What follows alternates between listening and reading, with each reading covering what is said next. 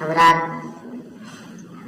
جیسا کہ آپ لوگوں کو معلوم ہے کہ یہ شعبان المعظم کا مہینہ چل رہا ہے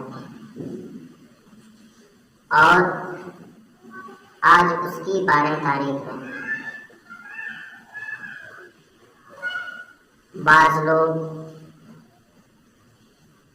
اس کو غم کا چاند بھی بولتے ہیں، حالانکہ اسلام میں کوئی چاند غم کا نہیں ہوتا۔ اس کو لوگ عام بول چال میں غم کا چاند بولتے ہیں۔ کچھ لوگ ایسے ہوتے ہیں جو اس کام میں کچھ نئی چیزوں کی شروعات نہیں کرتے ہیں، شادی وغیرہ کی تاریخ نہیں رکھتے ہیں، نکاح وغیرہ نہیں کرتے ہیں، بہت ساری چیزیں جو ان کو ایسا لگے کہ غم کے چاند میں یہ نہیں کرنا چاہیے۔ تو غم کا چاند کس لیے ہے بھائی؟ شب برات غم کا چاند کیوں ہے؟ اس کی کوئی وجہ ہی نہیں ہے، بلکہ شب برات تو یوں کہیے کہ اللہ کی جانب سے ہمارے لیے انعام ہے، اور انعام پا کر کے غم نہیں خوشی منائی جاتی ہے۔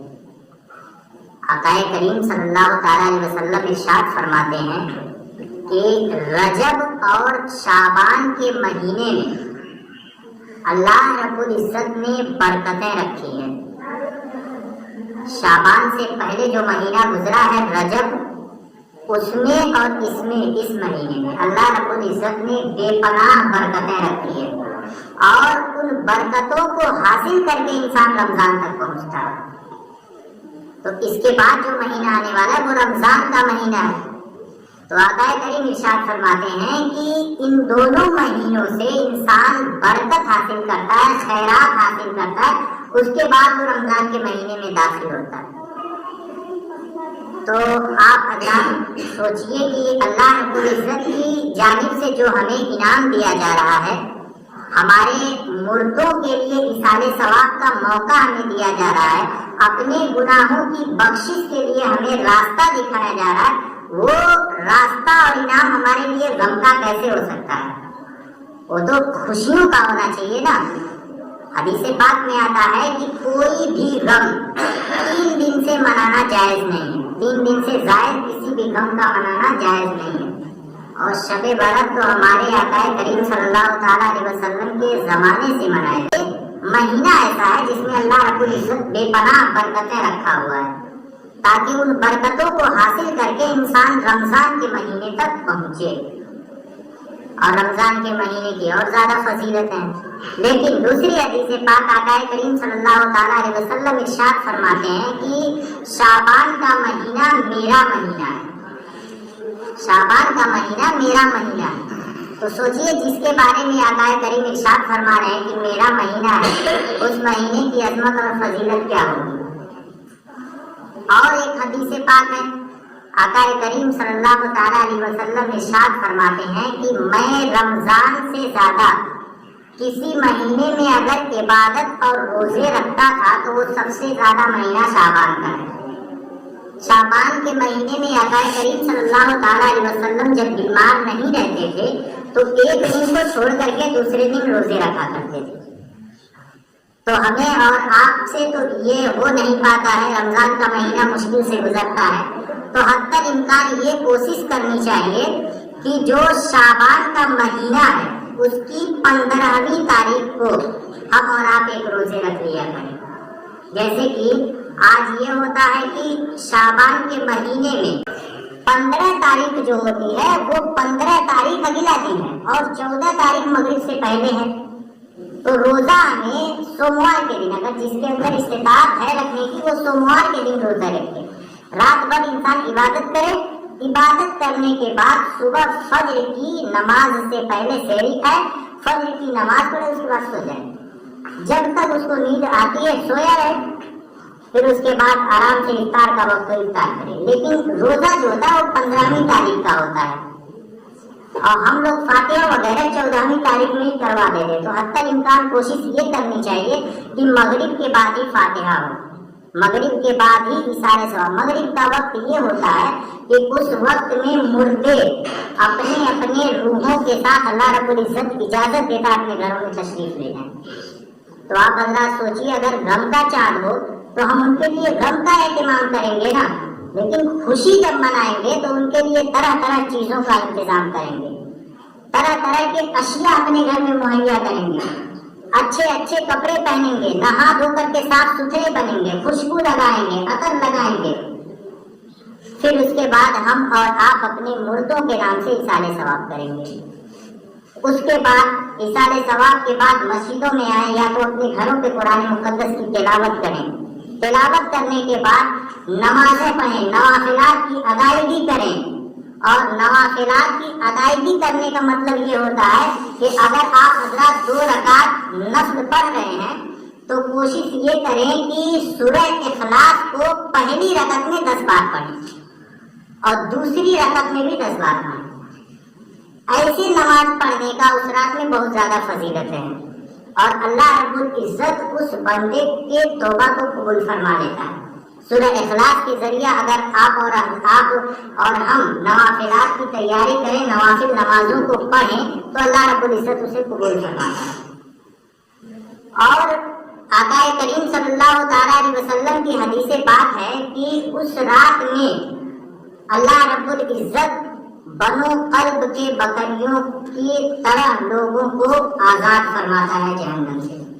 یہ بنو قلب ایسا قبیلہ تھا جس کے بکریوں کا بال اتنا زیادہ ہوتا تھا اور اس قبیلے میں بکریاں ہزاروں ہوتی تھیں۔ یہاں جو ہمارے بیچ بکریاں موجود ہیں ان سے 10 گنا زائد ان کے اندر بال موجود ہوتے تھے۔ تو سوچیے آپ حضرات، ان کے پاس ہزاروں بکریاں تھیں، ان ہزاروں کی لسٹ میں کتنے ہزار بال ہوا کرتے تھے، کروڑوں، گن نہیں سکتا انسان۔ ان کے برابر اللہ رب العزت ہر سال اپنے بندوں کو جہنم سے آزاد فرماتا ہے۔ ہاں ایک روایت ہے اس کے مطابق کہ اللہ رب العزت 6 لوگوں کی مغفرت نہیں فرماتا ہے۔ بڑے غور سے سنیے گا، وہ 6 لوگ کون ہیں؟ سب سے پہلے وہ مشرک ہیں۔ مشرک آپ حضرات جانتے ہیں جو اللہ رب العزت کے علاوہ دوسرے کے سامنے جھکتا ہے، اور شب برات میں یہ خرافات اکثر ہوتا ہے۔ جو لوگ نہیں جانتے وہ قبروں پہ جا کر کے سجدہ کر دیتے ہیں۔ تو اللہ رب العزت سب سے پہلے مشرکوں کی توبہ قبول نہیں کرتا اور نہ ان کی مغفرت فرماتا ہے۔ دوسرے وہ لوگ ہیں جو ڈاکو، لوگوں کا مال غصب کرتے ہیں، چھین لیتے ہیں۔ ایک ہوتا ہے چور، دوسرے ہوتے ہیں ڈاکو۔ قرآن مقدس میں حکم ہے کہ چور کے ہاتھ کاٹ دیے جائیں، لیکن ڈاکوؤں کے ساتھ ایسا نہیں ہے۔ ڈاکوؤں کے ساتھ حکم یہ ہے کہ اگر ان کا داہنا ہاتھ کاٹا جا رہا ہے تو ساتھ ہی ساتھ دوسرے سائڈ کا پیر بھی کاٹ دیا جائے۔ فرق کیا ہے؟ چور رات کے اندھیرے میں انسان سے پوشیدگی طور پر چوری کرتا ہے، اور ڈاکو جو ہوتا ہے وہ ظلم کے ساتھ لوگوں کا مال چھینتا ہے، اس کو رات اور دن کا خطرہ نہیں ہوتا۔ تو دوسرے وہ ہیں جو لوگوں کا مال غصب کرتے ہیں۔ تیسرے وہ لوگ ہیں جو شراب پیتے ہیں۔ اللہ کے نبی نے ارشاد فرمایا، جس نے شراب کا ایک قطرہ اپنے حلق کے اندر ڈال لیا اس کی بخشش نہیں ہوگی شب برات کے دن۔ تو آپ حضرات شراب جیسی بےہودہ چیز کو آپ جانتے ہیں کہ انسان نشے کی حالت میں سارے گناہوں کے حد کو پار کر دیتا ہے۔ 2 ہی چیز ایسی ہے جس کو قرآن مقدس میں ارشاد فرمایا گیا ہے کہ انسان جب وہ کام کرتا ہے تو اللہ رب العزت اس سے ایمان کو چھین لیتا ہے۔ وہ پہلا چیز ہے شراب، دوسری چیز ہے زنا۔ انسان جب تک اس کو پیتا ہے اللہ رب العزت اس کے اندر سے ایمان کو نکال کر کے اس کے سر پہ ڈال دیتا ہے، اور جب وہ شراب کے نشے سے فارغ ہوتا ہے پھر اس کے اندر ایمان ڈالا جاتا ہے۔ ایسے ہی ہے زنا، جب انسان زنا کرتا ہے تو اللہ رب العزت اس کے ایمان کو اس سے نکال دیتا ہے۔ تو آپ حضرات حد تک امکان کوشش یہ کریں کہ توبہ کی رات جو شب برات آنے والی ہے اس سے پہلے ہم اور آپ توبہ کر لیں۔ 3 چیز ہو گئی۔ چوتھی چیز ہے کہ لوگوں سے حسد رکھنا۔ آج ہم اور آپ ایک دوسرے سے حسد رکھتے ہیں۔ اگر ہمارے دل میں کسی بھائی کے لیے، کسی مومن بندے کے لیے حسد ہے تو اس رات میں ہماری توبہ قبول نہیں ہو سکتی، اللہ ہمیں مغفرت نہیں فرمائے گا۔ چوتھی چیز ہے ایسا شخص، 5ویں چیز، ایسا شخص جو اپنا شطر نہیں چھپاتا ہے۔ آج ہم اور آپ دیکھتے ہیں بہت سارے لوگ، ماڈرن زمانہ چل رہا ہے، یہ ٹکنا دکھاتے ہیں، جس نے اپنے شکر کی پوشیدگی نہیں فرمائی اللہ رب العزت تو اس کا بھی مغفرت نہیں فرمائے گا اس رات میں۔ چھٹی چیز ایسی ہے جس کے بارے میں تائید کے ساتھ آقا کریم نے ارشاد فرمایا کہ وہ والدین کی نافرمانی ہے، وہ شخص کی مغفرت نہیں ہوتی جو اس رات میں اللہ رب العزت کے مابین اپنے والد گرامی کو یا اپنے والدہ کو برا بھلا کرے۔ اللہ رب العزت ارشاد فرماتا ہے، بلکہ امام حسن رضی اللہ تعالیٰ عنہ یہاں تک کہتے ہیں کہ والدین کا مرتبہ اتنا بڑا ہے کہ اگر وہ لوگ بستر سے اٹھ نہ پائیں، بستر پہ پیشاب کریں یا بستر پہ پاخانہ کریں اور اس حالت میں تم ان کے پیشاب یا پاخانے کو صاف کر رہے ہو تو دل میں یہ مت گمان کرو کہ اللہ میں کسی عیبدار چیز کی صفائی کر رہا ہوں۔ اگر اتنا عیب تمہارے اندر، یہ بات تمہارے اندر تصور پیدا ہو گیا کہ میں عیبدار چیز کو صاف کر رہا ہوں تو اللہ رب العزت اس کو تمہارے والدین کے نافرمانی میں شمار کر دے گا۔ سوچئے کتنا بلند مرتبہ ہے۔ اس چیز کو تائید کے ساتھ بیان کیا گیا ہے کہ اس شخص کی کبھی بھی مغفرت نہیں ہو سکتی جس نے اپنے والدین کے شان میں گستاخی کی۔ آج تو ہر بیٹے کا حال یہ ہے کہ اپنے باپ کو مزدور سمجھتا ہے اور اپنی ماں کو گھر کی خادم، گھر کی غلام، نوکر۔ ہر شخص یہی کر رہا ہے آج کل۔ سوچیے اللہ رب العزت اس کے ساتھ کیسا سلوک کرے گا۔ ماں باپ کا اتنا بلند مرتبہ ہے کہ ان کے لیے کہا جاتا ہے رب ارحمہما کما ربیانی صغیرا، اے اللہ میرے ماں باپ کے ساتھ اتنی رحم فرما، اتنی رحمت فرما جیسا کہ انہوں نے میرے ساتھ بچپن میں میرے ساتھ رحم فرمایا۔ تو ماں باپ کا مقام کتنا بلند ہوگا۔ اور آپ حضرات یہ کوشش کریں کہ مغرب کے بعد فاتحہ دلائیں، رسالے ثواب کریں اور قبروں پہ خرافات کرنے سے بچیں۔